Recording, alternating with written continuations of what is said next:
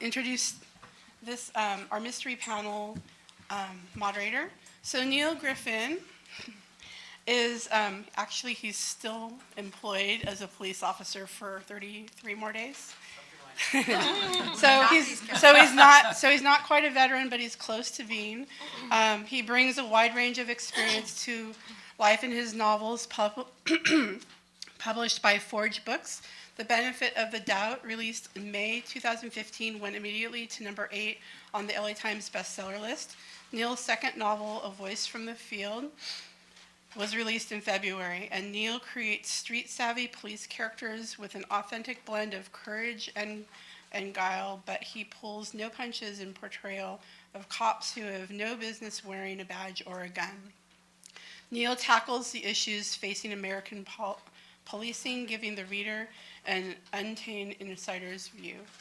Still on the job as a Southern California police officer, Neal has held frontline assignments to include patrol, narcotics investigator, and supervising homicide investigations. Neal is a graduate of California State University San Marcos with a degree in political science, and he's also a graduate of the FBI National Academy at Quantico, Virginia, where he studied organizational leadership and forensic science. So please help me welcome Neal Griffin.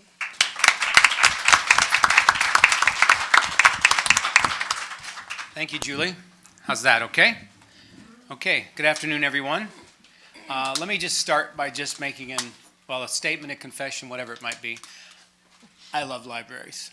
Huh? Apparently I'm not alone. If there's a better testament, more fundamental expression of what is really great about our American culture, I don't know what it would be. These publicly funded institutions of freedom of expression and freedom of speech, and I just don't think we can undervalue that. So anyway, to the library, and to go around now as a writer, and to go to different cities and go to public libraries, and not only come to events like this and find people who are as interested in learning through writing and reading as I am, and then also to meet the great staff. Anyway, I love being here. Thank you so much, Julie, for the invitation. It really is a pleasure and an honor to be here today and to meet with, like I said, not only a lot of really great writers that I keep running across people in the same genre as I am, but also maybe a new group of readers as well. Let me ask, are there any aspiring writers in the audience? Only one hand? Come on now. Okay. First thing you got to do is go public at some point, right? you got to put it out there. So yeah, we'll talk a little bit about that today. And as Julie said, my name is Neal Griffin. I've been a writer for about 10 minutes. 2 books worth, crime novels, crime fiction. I think they most accurately be called police procedurals. I write a lot about what I do. There's a nugget of truth on almost every page, not much in the way of truth. It's all fiction. I like making things up. I've been doing that for 27 years. Before that, I was a Marine for 8 years. So that's 35 years. So what that says is that I haven't really said what's on my mind for 35 years. I've kept my mouth shut because that's what public service is about, service above self. So I look forward to an opportunity to step up to a microphone and just tell you exactly what I'm thinking. But I got to hold off for, as Julie said, 33 more days. And then I'll be able to do that. But what I'd like to do today is moderate this really terrific panel of as I said, co-writers and people that some I've met before. And what I thought we'd do is we just kind of pick their brains about their books, their writing, their process, and then certainly leave about 10 or 15 minutes, hopefully, for some questions from the audience, and just kind of have a nice discussion. I always think that dialogue beats monologue, and that's what we'll go for today, all right? We'll get a nice thing going. But let me start off with some introductions here, and I'm going to start with Gwendolyn Womack. I think this is our first library event that Gwen and I have been to, but we've been running each other all over the country for the past year or so. Our debut novels were released within a couple of weeks each other last May. We travel in the same circles. We've probably run across each other in a half a dozen conferences between New York and California. Gwen's debut novel, The Memory Painter, was released by Picador last May. It's a story that takes place over a period of thousands of years, but I'm going to tell you right now, as a fan, you're going to want to read this in one sitting. It's a terrific book. It's been called an absolute masterpiece and a sweeping, mesmerizing feat of magic. Gwen is originally from Houston, Texas. She received her MFA from California Institutes of the Arts, and she's currently living in Los Angeles with her family and busy at work on a new novel. Jerry Westerson is another time-traveling mystery writer of sorts, but her novels are set solidly in medieval Europe. Her critically acclaimed Crispin Guest medieval series has garnered 12 national award nominations, from the Agatha to the Shamus. Those are very prestigious awards, trust me. She's also the writer of, writes as Skylar Fox, the LGBT mystery series under the name of Haley Walsh. Jerry's the former president of the Southern California chapter of Mystery Writers of America, and frequently guest lectures on medieval history at local colleges and museums. So welcome, Jerry. Joel Fox has spent 35 years in California politics. And he's currently teaching at Pepperdine's University School of Public Policy. In Joel's real world, he's published hundreds of opinion pieces in national publications that include the Wall Street Journal, Washington Post, and Los Angeles Times. In his fiction and mystery world, Joel's books also include history and politics, whether it's FBI agent Zane Rigby unraveling historical puzzles to solve modern mysteries, or something a little bit more supernatural that I got familiar with in the past couple of weeks, and that's his most recent book, The Mark on Eve, which I would call a political thriller with a supernatural twist that I think you'll find really intriguing. I'll be looking forward to talking to Joel about that. Joel also completed the FBI Citizens Academy in preparation for his work in writing his novels. Terry Nolan began her writing career as a newspaper and radio journalist. She has a degree in radio and television from the University of Texas at Arlington. Terry's the author of 3 thrillers featuring investigative journalist Bertie Keene. The critically acclaimed and award-winning trilogy includes Burden of Truth, Bluebird, and Glass Houses, which received a coveted Kirkus-starred review and was called a lovingly crafted saga about the strains and gains of love and loyalty. In addition to her own work, Terry's also a contributing editor for The Big Thrill. Now, after a career in top luxury retail, Diana Villar traded fashion accessories for accessory to murder. Grand Theft Retro is the 5th in her Style and Era mystery series. Just came out last month, so congratulations on that release. That always feels good to get that done. And in addition to her current series, she also has the Madison Knight series, the Costume Shop, and the Lefty-nominated Material Witness mysteries. She started her own detective agency at 10, so hopefully we'll hear a little bit more about that. And she's maintained a passion for shoes, clues, and clothes ever since. And Diana is the vice president of the Sisters in Crime National Chapter, so I'd like to talk to her a little bit about that as well. And Mike Beffler, he specializes in a genre known as geezer lit, which is new to me, but the titles are somewhat revealing. Examples include Nursing Homes Are Murder, and Living with Your Kids is Murder. Mike's books have been shortlisted for Lefty Awards for Most Humorous Mystery. His other published mysteries are The VV Agency, The Back Wing, Mystery of the Dinner Playhouse, and Murder on the Switzerland Trail. Mike grew up in Hawaii, currently living in Lakewood, California. So that's our panel. Let's go ahead and give them a round of applause. And thank you all for being here. And I think we'll go ahead and start with Mike, because maybe the audience, I don't know, I'm dying to find out what is geezer lit, and by chance does it have something to do with the hat you're wearing that says geezer lit on it? Thanks, Neal. Good afternoon. Good to see all of you. So geezer lit. When my first book came out, which is here, it's called Retirement Homes or Murder. One of my writing friends in Colorado, where I lived at the time, wrote me a wonderful blurb, and she stated, this is Christine Goff, she has a wonderful birdwatching series and also recently came out with a thriller. She said, a fitting entry in the burgeoning field of geezer lit. So I read that and I said, I wonder what geezer lit is. I said, it's a good title. So I did some research, and I found a lot of books classified as geezer lit, but not any mysteries. So I decided I'm going to claim geezer lit mysteries. So I put my hat together, and I've been the geezer lit mystery guy. But basically, a geezer lit mystery features an older protagonist. My main character is in his mid-80s and has short-term memory loss. And although he can't remember the day before, he becomes an amateur sleuth and even has a romance with a young chick in her 70s. So it's a light, humorous type of series. But I use geezer in an affectionate, not derogatory fashion. And Paul, my protagonist, he laughs at himself and he recognizes some of his deficiencies, but he also becomes a very good amateur sleuth. So I guess geezer's a term then you can use if you are one. Is that what you're saying? Or a geezer in training. Or close enough, right? I think I work with some cops who would probably call me a geezer. I don't That's know. right. Yeah, I'm probably. It's a state of mind.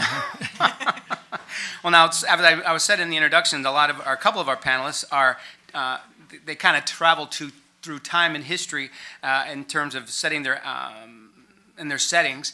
And I found this interesting when they write about history and time in a way that is really challenging, because one of the things I like about writing fiction is you can just make stuff up. But I have to say that Gwen has written a very interesting novel that, as I said, spans centuries of time, but it has a very real aspect in terms of its historical settings, and even it has very strong scientific components.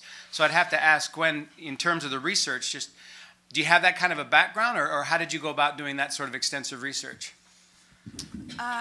For the research, for the memory painter, I just spent a lot of time for each lifetime diving into the history and trying to find source material, and I just spent a time on one lifetime, or a lifetime at a time. So I didn't get overwhelmed with the whole idea of traveling all over the place through history. And for the memory painter, as opposed to time travel, where you have a present day person going back to the past, and you have to have that present day person in the past, I didn't have that challenge. It was more it's memory, so it's just actually being in the time. So. What about this? All that you put a lot of science in your book. Yeah, I did, and I was really conscious just about not going too heavy-handed on the science. I was reading a lot of science, and some of those journals are really dry. I mean, your eyes just roll up, and I'm like, reading something 5 times just to get the gist of what they're even talking about, and then I have to write it back to explain. So there were just. It was salt and pepper. I really sprinkled and tried to get in and out and just not spend that much time on the science, because it would really, to me, it would bog it down. Well, I ended up Googling a lot, but you got it right. Yeah, no, she did a good job. I was going to test her, but no, she did very well. Now, Jerry, you write your Crispin Guest series, but it's set pretty solidly in medieval England. But what I saw is that every page, literally every page, has unique aspects to time and place. So I can only imagine you just must have a really extensive and comprehensive training in history, education in history, and historical background. I know that you lecture on the subject. So what do you bring to the game that allows you to write that kind of authentic history? Well, I have a degree in art, so it has nothing to do with it. No, I was raised by rabid Anglophiles, and so I got a lot of my history by osmosis. We had the books at home on the shelves. I read all the greatest historical novelists of the day. We have Anya Seton and Thomas B. Costain and all those guys, and I just pulled those off the shelf and read them. And we had discussions at the dinner table about the British monarchy. I mean, that was just part of my life. I was probably the only kindergartner in the LA County School District who could recite part of the prologue to the Canterbury Tales in Middle English. So, I thought this was normal stuff, but it just became part of my life. And when I decided to become a novelist, naturally I was going to write about the British medieval period. So it just sort of came naturally. And over the years, I've garnered a rather extensive library of books, but go to libraries too a lot. Yeah, I think Jerry's being coy about it, but she, like I said, every page is just really rings of authenticity. It reeks of history. Yes, exactly.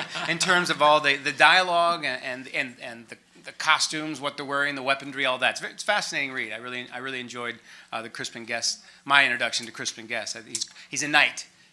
He's an ex-knight. Why don't you tell us a little bit about Crispin? He's a former knight, an ex-knight. He lost his title, his wealth, his status, everything, because he committed treason. And ordinarily that would put you in a very sticky situation about losing a lot of your limbs, including your head and everything else. But his patron was John of Gaunt, the Duke of Lancaster, and he pleaded for his life, and that was all that was left of him. He was set upon the streets of London with nothing but his clothes on his back, and he had to reinvent himself.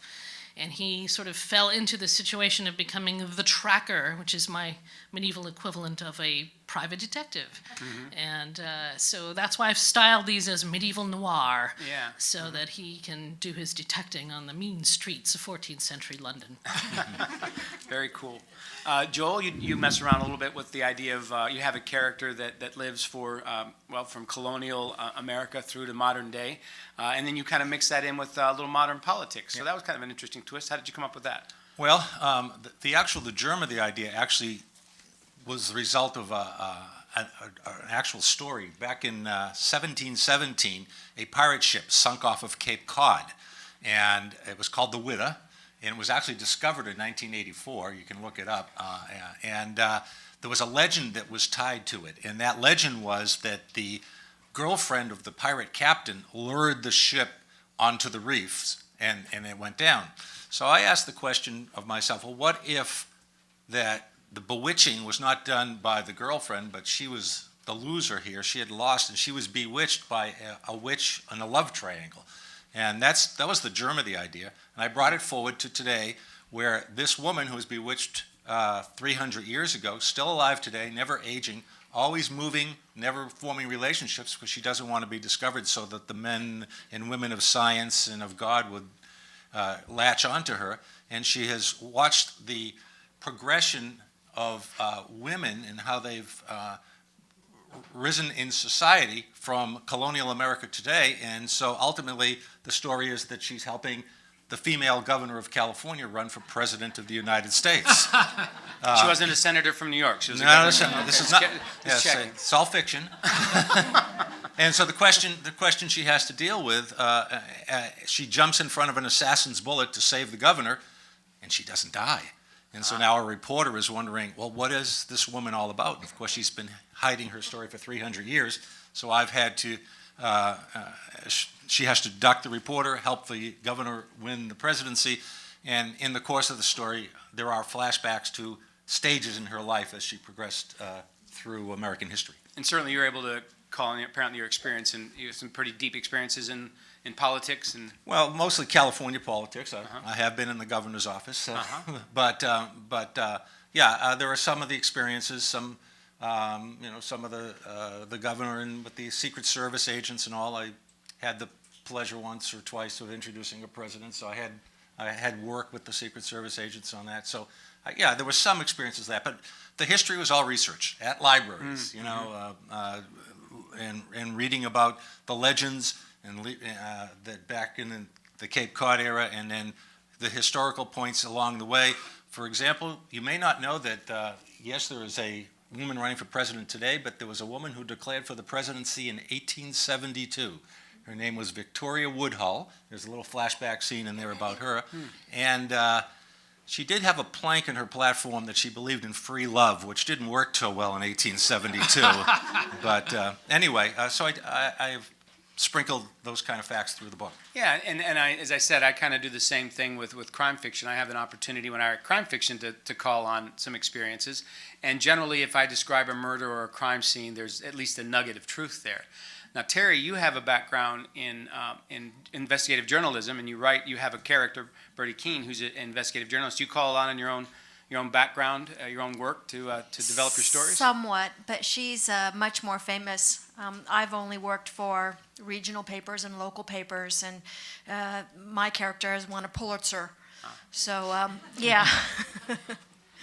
But she's an investigative journalist. And it's interesting that in these 3 novels, it's all personal. She's actually not working for a newspaper. She's not. She's investigating her own story, and there's a little bit of her investigative skills show through a little bit more in the second book when she teams up with her homicide detective cousin, and he's been kicked off of a big case with the LAPD, and they kind of team up informally and kind of break the rules a little bit. But yeah, she's good. Like her. Cool. And Diane, you're the only one on the panel then that writes what we would refer to as cozy mysteries. I don't know, that's a term I hear a lot. I hear I'm hard-boiled. All I know is my people curse, and kids probably shouldn't read it. I don't know, but it's called hard-boiled. But you write cozy mysteries. So why don't you kind of describe to us what that genre is all about? Has everybody here heard that term, cozy mystery? We got a couple of people who have. So cozy mysteries are the lighter side of mysteries, but technically, there's not a lot of cursing, there's no gratuitous violence, there's no gratuitous sex.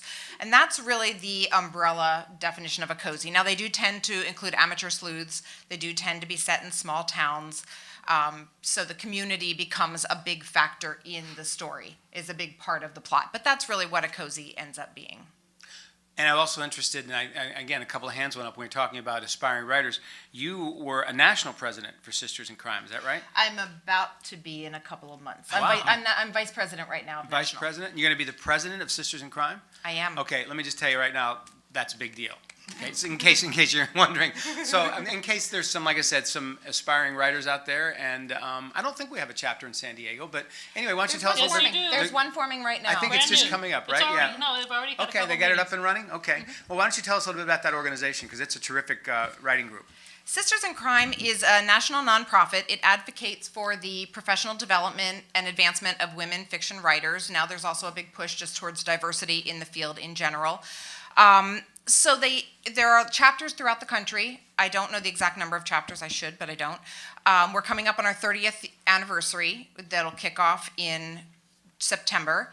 And really for me, what it became was a community. When I decided I wanted to write, it's a very lonely thing that you do, and you don't really have people to talk to about what the process is like and to ask questions about it. And that became a place where I could go and ask questions and share what the journey was like. And there were all these other people who were talking about it as well. I think right now it's about 3,600 members nationally, and internationally, I think we actually have international members. And your family and your friends don't always understand what it takes to sit in a chair and make up stories and that time that you're spending all by yourself with these plots and the research that you do. And sometimes we do some strange research because we write mysteries and we, explore those dark paths in our mind, even if we're writing cozy. But this became a group where there's shared information, there's just shared knowledge, there's mentors, there's people who can guide you and help you find the answers even if they don't have the answers. So that's really what Sisters became. And it's not just women members, there are male members as well. So it's open to anyone who wants to join. Plus, it's also involves readers. So please, if you're a reader of mystery, not a writer, you're still welcome to join. And Jerry, you're either a current office holder or former office holder in Southern California Mystery Writers, is that right? I was former president of Mystery Writers of America, our chapter here in Southern California, cool. former vice president of the Los Angeles chapter of Sisters in Crime, and former president of the Orange County chapter of Sisters in Crime. I'm a big fan of Sisters in Crime. And it's not just a pack of rampaging nuns. It is about the whole mystery community. So And it's men too. I was on the board. Misters in Crime as well. And I'm a sibling in crime as well. There you go. Yeah, and I also held that presidency in the Orange County chapter as well, so. Well, I think that's an interesting topic, and I'll start down there at the end with Gwen. But there's all sorts of support networks out there in terms of rejection is the evil twin and the blood brother of writing. There's a long period of effort and rejection that goes into any writing career, and during that time, I think we'd all probably be able to point back to the support network we had in place, either a writer who was further along or an organization. So Gwen, back when you were struggling, still dealing with trying to get that first positive bit of feedback, what was your support network like? Just a lot of good writer friends that you can talk to and commiserate with, and they understand that rejection's very hard, and just what it takes to reach those milestones. It's like running a marathon, and when you finally get to a certain point, you just collapse on the ground thinking, oh, I made it this far, and you just have to pick yourself up and keep going. So, it's a tough, all the writers have to deal with that because you take your stories very personally and you love them like children, and then to have that rejection and deal with that, it's challenging. Yeah. Now Gwen and I are, like I said, we published last year for the first year. But Terry, what was your first publication? Mine was in 2013, Okay. 14, 15. So I've been averaging one a year. What was your support network like in those years leading up to publication? Same, Sisters in Crime, Mystery Writers of America, lots of other writers, people to commiserate with, cry on their shoulder. The hardest part for me in this thing was not the rejection so much, it was just the finding the literary agent. That's I think yeah, it's a big deal. one of the most difficult aspects. Writing the novel was piece of cake compared to actually finding a literary agent. And it's just trying to connect with that one person who loves it so much, it's going to take it and sell it to the world. Yeah. Joel, Mike, you guys got any kind of stories about your support networks that? I started with writing group. I started with a UCLA extension class way back when, and then went into and had some writing groups. And I think my luck changed when I found a good personal editor, not one with a publisher, but one that I brought on myself, who really helped me shape my books and get them in shape and get them out there. And in fact, my first book, which was published by a small publisher, it was my editor who actually found the publisher. They were at a conference together, and the publisher said to the editor, "You got anything I'd be interested in?" And he says, "Yes, I do." And it was my book. And so eventually she published it. Well, I started writing late in life, 2001, when I was 56 years old. And I was living in Boulder, Colorado at the time. And I learned that if you're 55 or older, you can take any course for free at the University of Colorado. So I took 2 semesters of fiction writing to kind of jumpstart things. So initially it was having a critique group in the class and then joining a critique group outside. And I decided I wanted to get some of these short stories published that we were critiquing in the class. So I began sending them off to magazines and anthologies. And I'm happy to report that on my 112th submission, I sold my first story. So we all have the stories about how many rejections. But British thriller author John Creasy had over 700 rejections before he sold his first. He went on to publish 524 books. So there's always hope.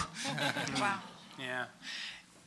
I think that those stories ring very true to me, and it really is about the rule number 1 of writing is you can't quit, and rule number 2 is you can't break rule number 1. Yeah.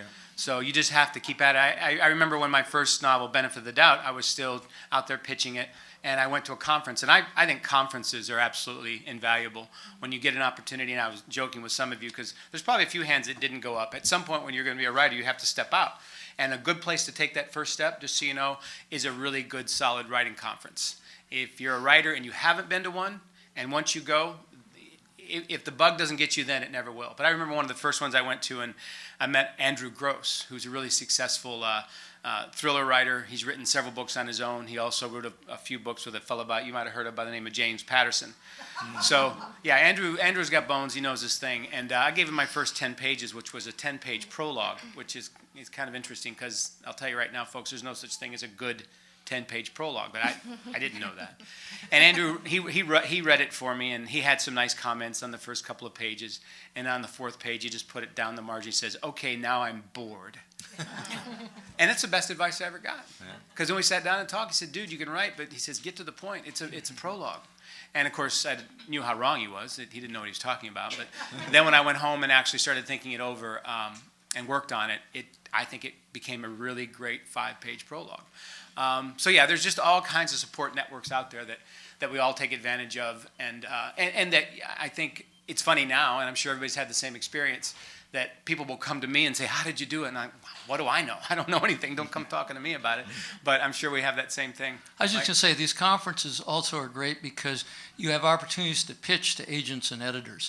I sold this book, my first one, through a pitch session at the Rocky Mountain Fiction Writers Conference in Denver in 2005. So these are wonderful opportunities, in addition to learn the craft, to meet people in the industry, in addition to other fine writers, the agents and editors who make these decisions. Well, and now that we've all been down around that block a couple of times, and we are either involved in standalones or writing a part of a series. And I think series are interesting because you're always looking for, okay, where do I start? Where do I restart the story? What's my jumping off spot? So I go to Jerry because she's got a very successful series, as you said, medieval noir, which I just find fascinating. Jerry, how do you decide where to start the continuing story? What's on page 1 on the 3rd in the series? How do you find that? Oh boy, being a woman of a certain age, do I even remember the plot of the 3rd book? Well, the fun thing about writing a historical is that history is your timeline and your plot line, because the things that will happen around the character that are historically accurate of the time period, and those suggest things that will happen in the story. Not all the time, but sometimes. So I have a really big calendar of where these stories are going. They start at a certain year, and then I know what year they're going to end. I think that all series should have an end point. I don't think that they can go on forever. But each of the books also have to do with a religious relic or venerated object. So that also moves the book.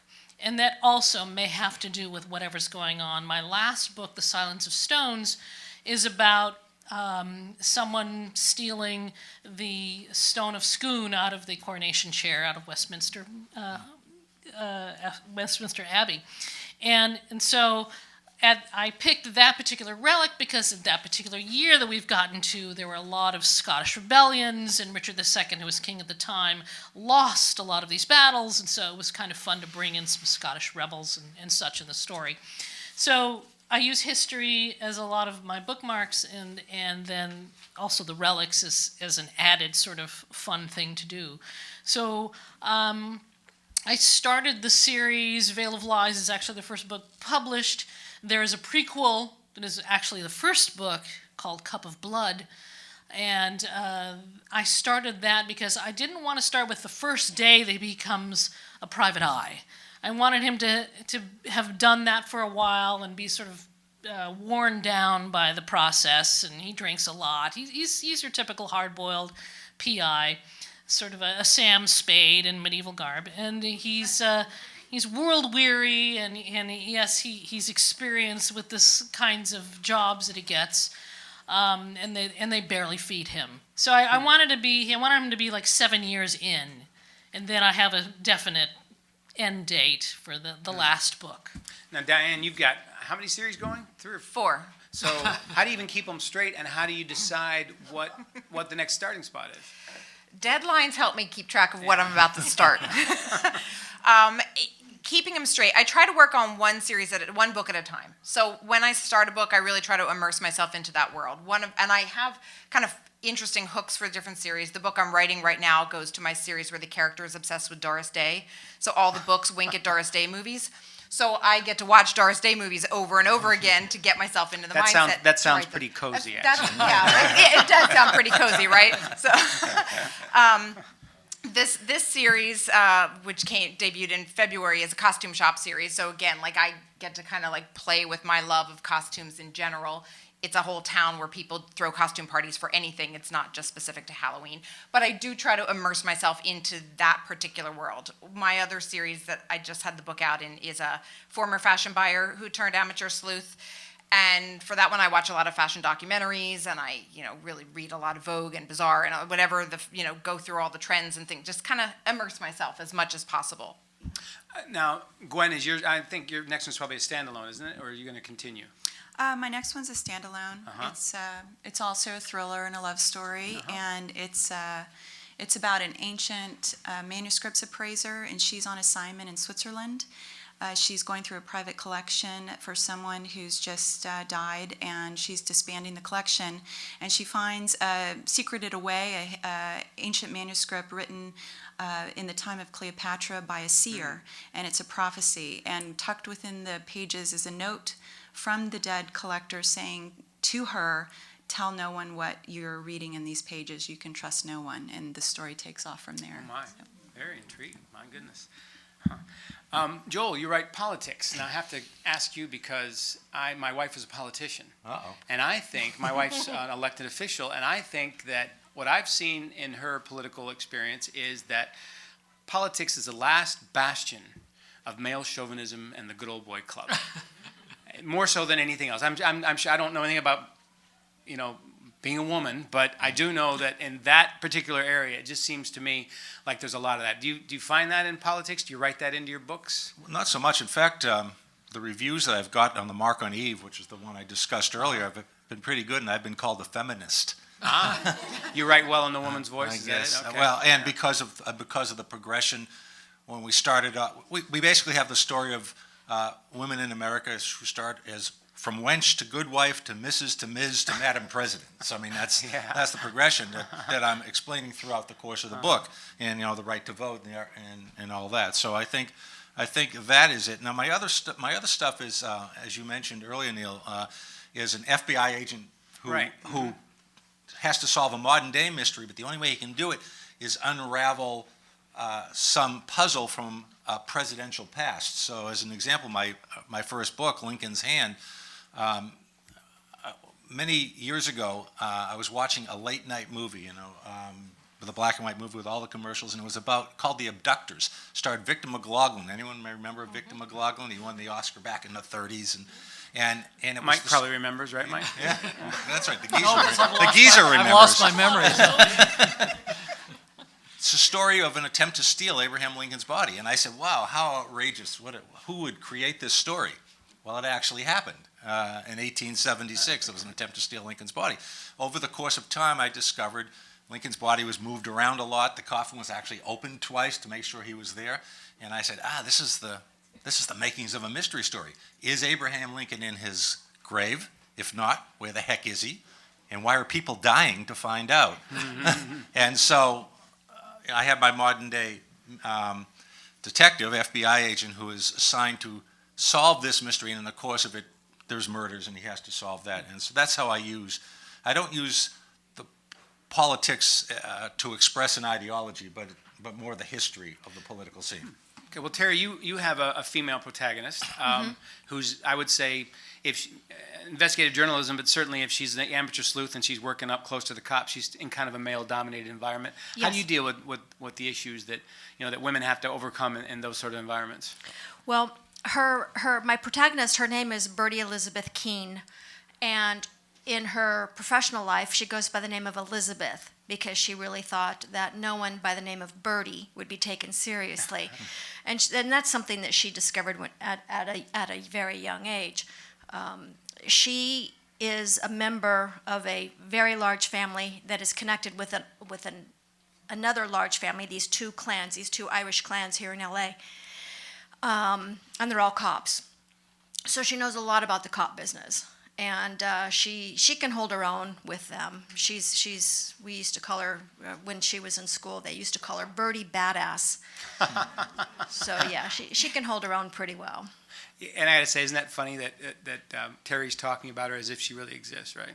You know what? But you know what? It's so because you do, and I think that I'll just look down the panel here. But when you are a fiction writer, you have imaginary friends, and if you really become you emotionally do, connected to your characters. You live with them every day, and you know them, and they're integral parts of your life, and you bring them to the dinner table, and your family thinks you're just a little bit nuts. Yeah. I was doing some additional research on John of Gaunt, the Duke of Lancaster, and I'm just reading along, and it's all very interesting, and I'm thinking in the back of my mind, well, I'm going to come across Crispin any time now, because he lived in his household, and I thought, wait a minute. Insanity has struck. Yeah. Well, that's still better than the imaginary enemies. Yeah. Well, there's some of them too. Hey, as long as we're in a library, I think it'd be kind of fun. And just again to talk about how, when you're in terms of writing, I know I'll just share my story. I would assume, grew up in libraries, and I certainly spent a lot of time in libraries. My dad was an educator. He was actually a philosophy professor, so reading was stressed in our home. Grew up in Eau Claire, Wisconsin, and I can remember being in Eau Claire, and back in 1970, I was a 10-year-old boy, and I heard about this book that everybody was talking about. It was top of all the bestseller lists, and it was fascinating story. And it was called The New Centurions by this guy named Joe Wampow. Yeah. And he was not only a writer, but he was a cop. And I said, well, this sounds really interesting. I got to get this book. So I went to the Eau Claire Public Library, and I wandered out of the children's section. I don't know how Julie would deal with this, and it wasn't there. So I went to the adult librarian, and I said, I'd like to check out The New Centurions. And she clicked her tongue at me and said, that's adult fiction. You won't be able to read that. And I thought, all right, well, I went home to my very liberal father who did not believe in any sort of censorship and told him what happened. And he went to the library and he checked it out for me, The New Centurions. And two things came out of that, two ultimate truths for me. Number one was listen to your librarians, parents, because they were right. I had no business reading that book when I was 11 years old, none at all. But it also put me on a course of police work. There's no doubt in my mind that once I read The New Centurions, my mind was made up. I would absolutely have to be a cop in this far distant place called Southern California. So it's interesting how we have these experiences in libraries, and I'll just kind of go down the line. I think we all, like I said, we grow up reading, obviously, we become writers. But Mike, what's your earliest memories of library, or most significant ones, I guess? Yeah, I should say? it was, I wasn't a reader. Like a lot of boys, that wasn't my focus. It was sports, baseball. And I went to my school library, and we were supposed to get a book to read, and I was kind of, I don't want anything. And the librarian said, well, you know, we have some books on baseball. Really? And so that's what hooked me. But a very current example I'll give from just this afternoon. I was upstairs, and a dad came up and said, my 8th grade son wants to meet you because he had to read a book for school and report on it, and he happened to pick Nursing Homes or Murder, which is the 6th book.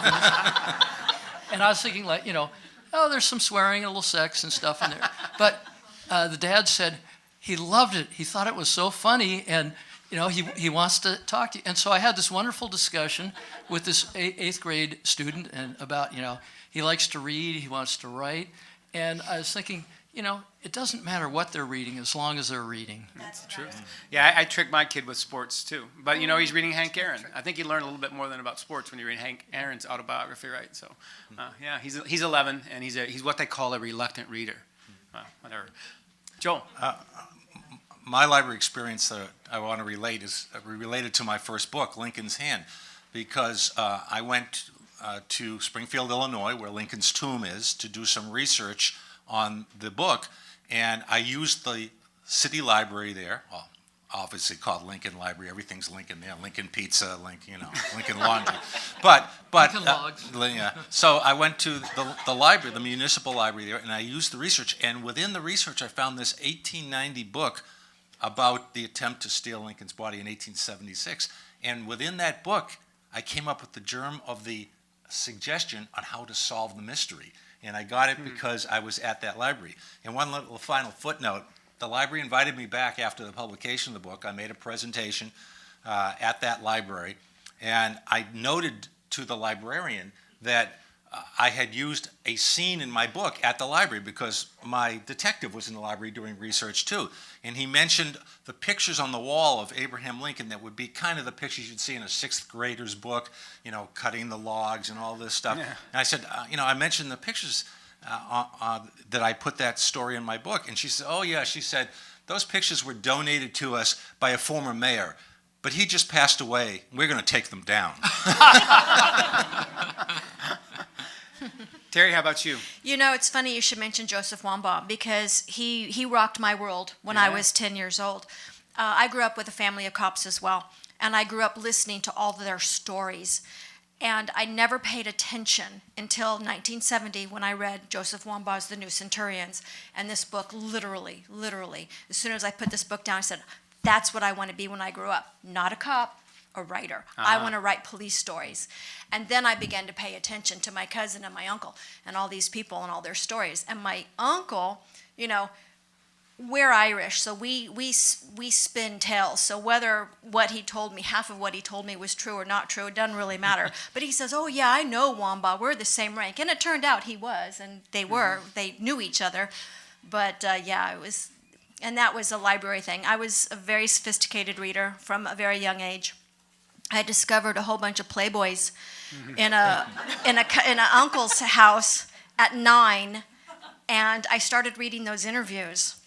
And so I brazenly went up to the library, my local library, and said, can I have the latest Playboy?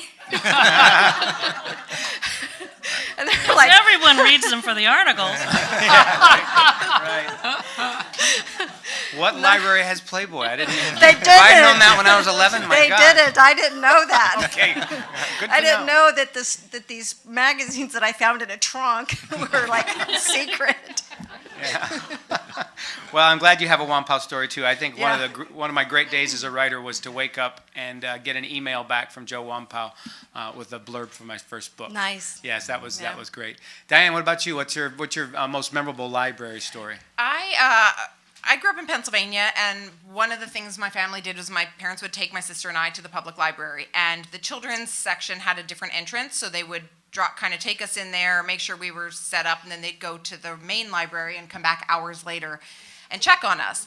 And I don't think I fully understood the concept of the library, because I would pull the books that I liked, I'd pull them out like an inch so I could find them again if my dad came back and said, well, you can pick one. And he'd come back and he'd say, well, did you find anything? And I'd say, yeah. And I'd walk him over to Encyclopedia Brown, and I'd be like, I found this one. And then I'd go over to Trixie Belden, and then I'd be like, and I found this one. And he's like, well, take them off the shelf. And I was like, well, which one? He's like, you can take as many as you want. And I was like, this is the greatest place in the world. So that was like my first, and then like fast forward 25 years later, I had moved from Pennsylvania to Dallas, and I did not fit in Dallas at all. And I discovered that the public library was 2 blocks from where I worked. So I went there on my lunch break. And I kind of hadn't been reading a lot around then. But I wandered in, and I found the mystery aisle, and I found all these funny mysteries, like Janet Ivanovich and things like that. And all of a sudden I was like, it's like what I read as a kid, except it's the grown-up version. I had no idea that this whole genre existed, and that kind of got me started thinking that's what I want to write. I want to write funny adult, mysteries, but grown-up, not kids. And is that when you opened your detective agency, about that time? Or? My detective agency was at 10 years old, so yeah, that was about when I was reading the Encyclopedia Brown. Jerry, how about you? What's your library story? Well, I was raised in Los Angeles. I was born and bred in Los Angeles, in South Central, actually. And when I was a little kid, we would be taken to the Central Library in L.A.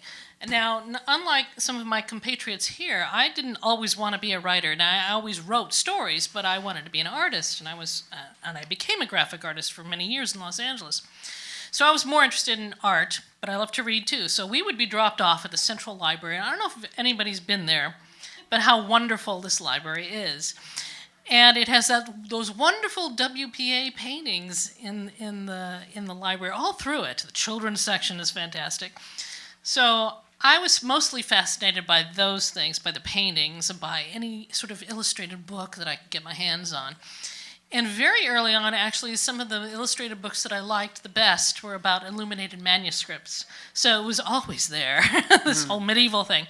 But I also loved, which doesn't exist anymore now, is going along where the card catalogs were, and all those little brass knobs, and playing with all those. Boy, did I have a lot of librarians telling me to stop that. But quietly.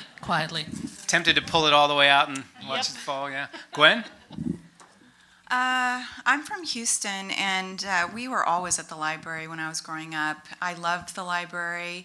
My first real memory of just falling in love with a book from the library was Helen Keller's autobiography.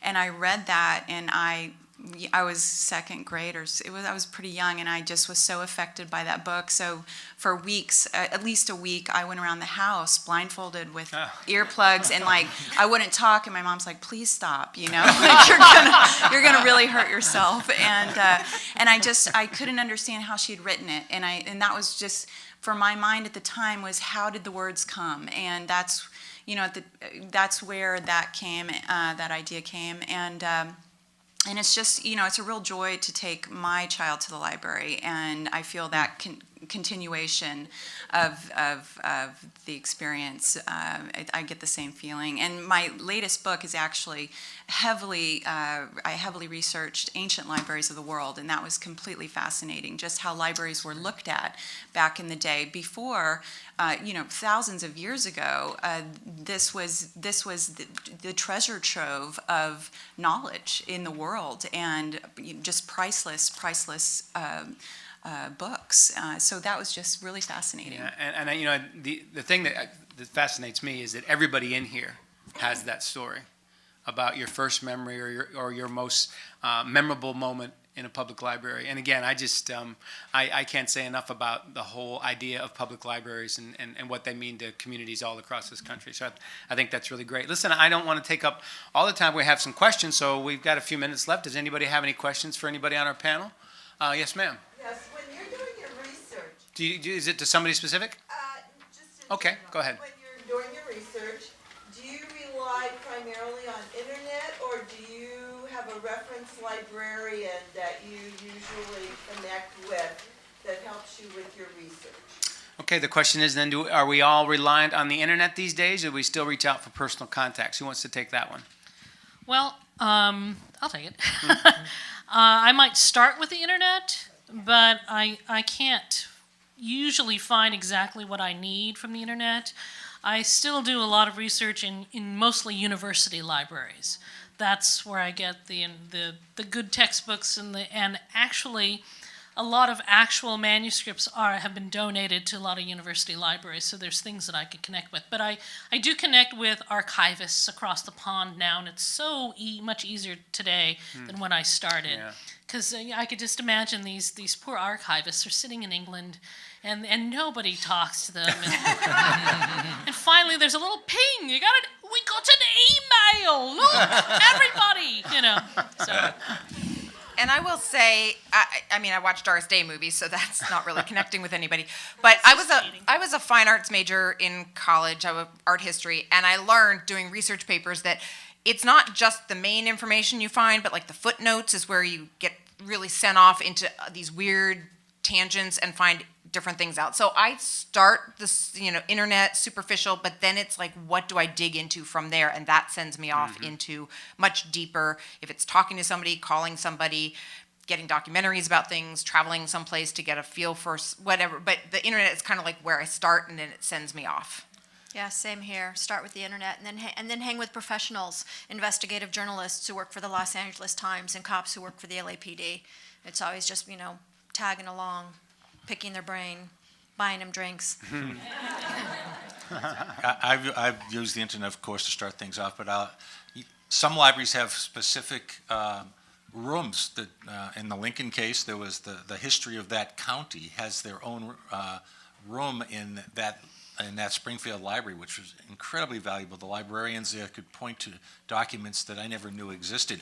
And I also went over to the tomb and talked to the docents, the volunteers, the people who actually just show up to volunteer to tell you stories. Sure. That was invaluable. So yeah, you look for people who have passions for the subjects that you're interested in, and they will just sit down. They'll be real. It's like Jerry's English archivists. The people who have passions want to talk and tell you this story. So Yeah, I look think for them. starting with the internet and then getting to primary sources, but also very important is live research. My fourth book takes place on an Alaskan cruise, so I had to go on an Alaskan cruise for the research. Did you get to write that off then, right? Absolutely. All right, good for you. I could deduct my part of that. There you go. Any other questions for? Yes, ma'am. Silly question, does it start with an outline, an idea? There's got to be some start Okay, to yeah. finish and build. The writing process is always very interesting. Gwen, what about you? Do you outline, or you just winging it by the seat of your pants? A little of both. There's the first spark of just the exciting germ of whatever the idea is that's going to make you want to spend a long time on the story, and then I'll just roughly outline. I know where I'm going to end at least, and I know kind of some important things, but then the rest is a lot of exploration. How about a show of hands? Because we refer to it as pantsers and outliners. Outliners, obviously, they describe themselves. And pantsers, it's by the seat of your pants. You're just kind of winging it. We got any pantsers that want to? Oh, we got a couple. Confess. You ever write yourself way? What a friend of mine said, you write yourself into a cul-de-sac. I did it You got once. to back out. Yeah, it was difficult. Yeah. I had to put it down. It took a couple of weeks to figure that one out. Yeah. It's extremely frustrating when that happens because you don't want to acknowledge to yourself that you've spent that time going like the wrong direction. Yeah. It can't be. They have to throw away 5,000 words. Yeah. Anyone else? Questions? Yes, ma'am, in the back. I know two of you mentioned about taking a few courses, but I was wondering, did all of you take courses or workshops or anything about learning how to write a particular genre or just writing in general or? I think we have a couple of MFAs on the panel, right? A couple. Who has no formal training in writing? None. Okay, Jerry, how did you make the leap? Just natural talent. No, I've been writing an awful long time, and I'm reading an awful lot, and just, I think, practice. Yeah. When it came to writing mysteries, because I started writing historical novels, and gave that up when, mystery seemed like a better market.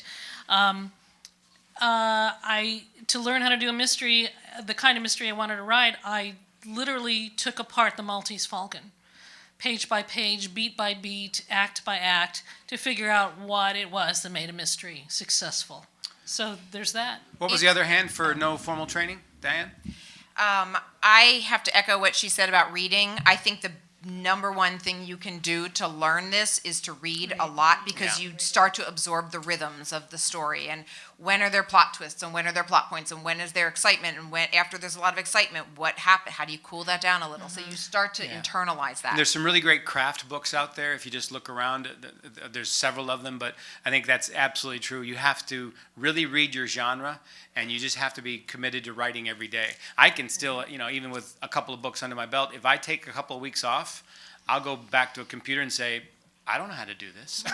I don't know. How in the world do I write another book? So writing every day keeps your brain really, really engaged. That's a good way of doing it. One more question, then I want to give everybody a chance to talk about their upcoming projects. Anybody else? Ma'am, did you have your hand up before? I did.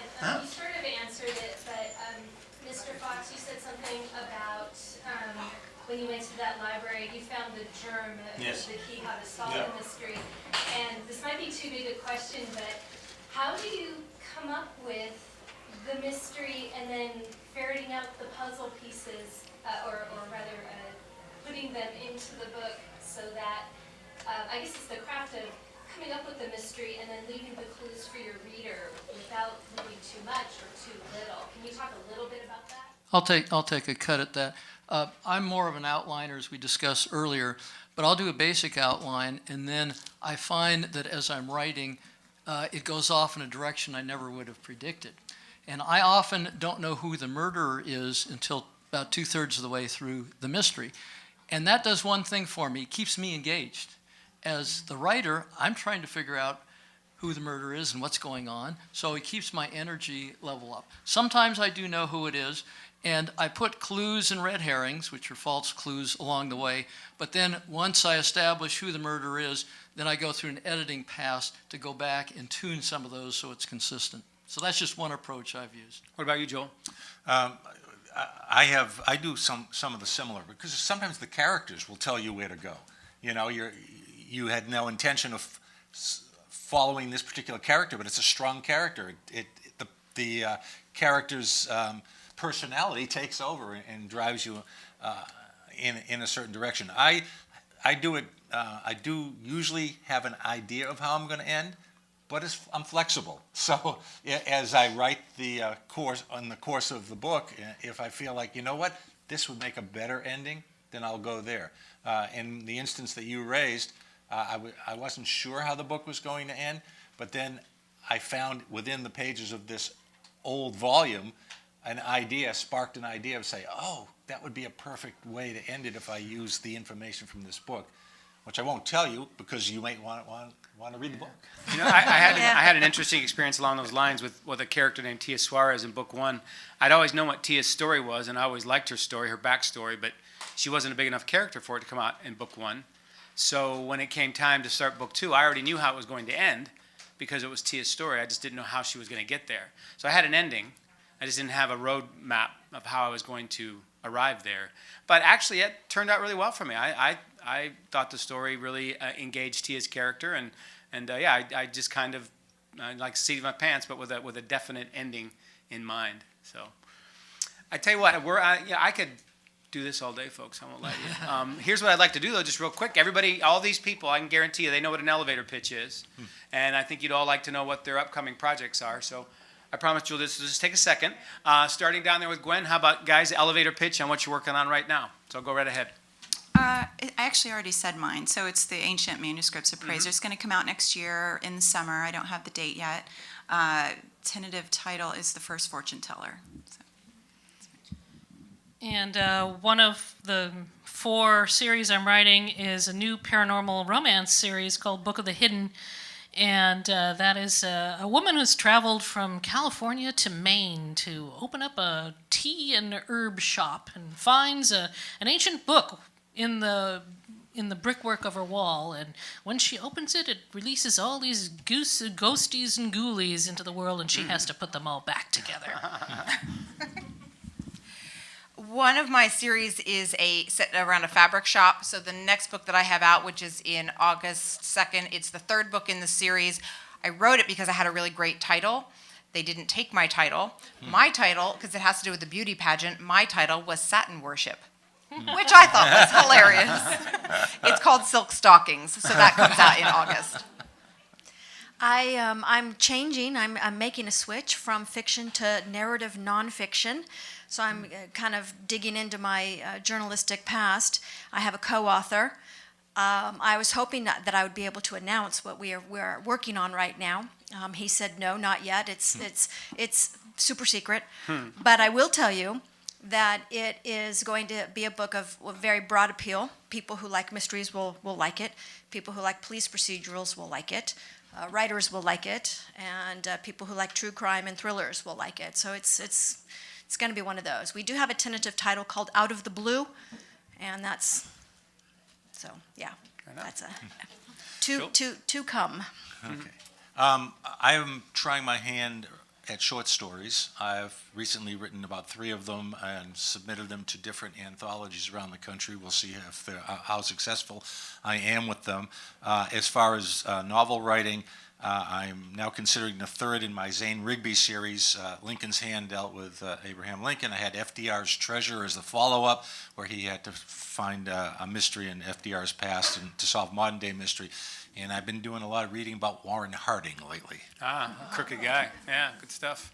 My next book comes out next month. It's first book in a new series. It's called Court Trouble, a Platform Tennis Mystery. So I'm back to my sports roots here.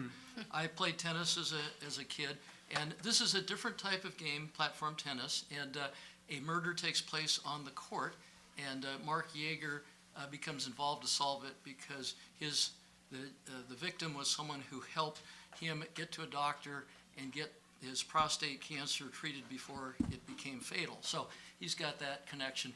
And I have this one arc with me. I will give this away to the first person who brings a signed book upstairs when we have the signing after the session.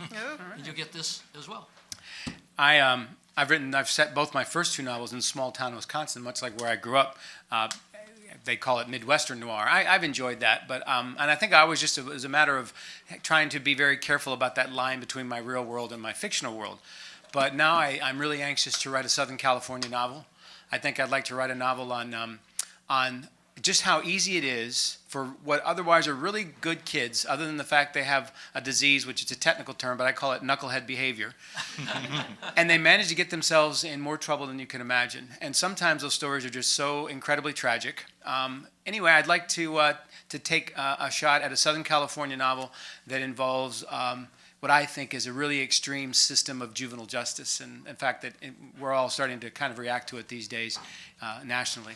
So that's where I'm headed. But listen, like I said, I would be willing to hang out with these guys in a bar anytime and just keep going, invite you all over.